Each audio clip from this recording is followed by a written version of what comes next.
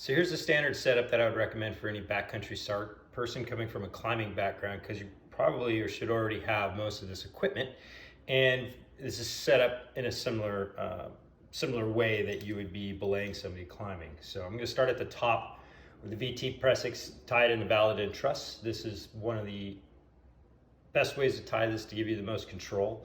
Moving down, I use an adjustable lanyard, and you see there's a lot of benefits of having this. The other option is to have the ability to clip short, and that's either having a short lanyard and a long lanyard.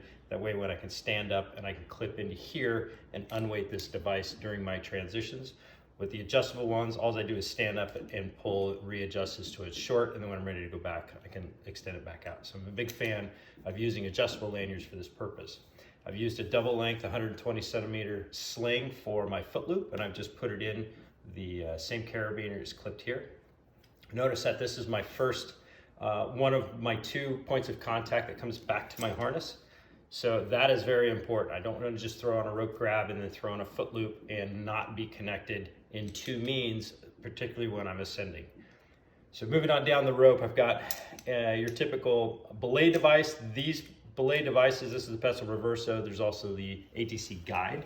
The ones with the loop on the back and guide mode are particularly useful because you can ascend with these, and that's what I'm going to demonstrate here. I keep this carabiner parked on the back side, ready to clip back to my harness when going into ascending mode. Because of this technique, I have to extend this off of my harness just long enough that there's enough slack in here for me to clip this back to my harness. And then when this is loaded, you can see that this is still slack. So that's important. So the length of this extension can be dependent on how you set up and what type of harness you have, but this is the ability you need to have. And this is also why I like to have this carabiner parked down here, because I come over the top, unclip that, and I'm back into rappel mode. So notice I have also girth hitched this. This helps orientate this carabiner, keep it from rotating, and I don't have to worry about cross-loading as much once this is weighted and set. So this is just a single length runner or 60 centimeter sling that I've doubled over and then girth hitched to the carabiner.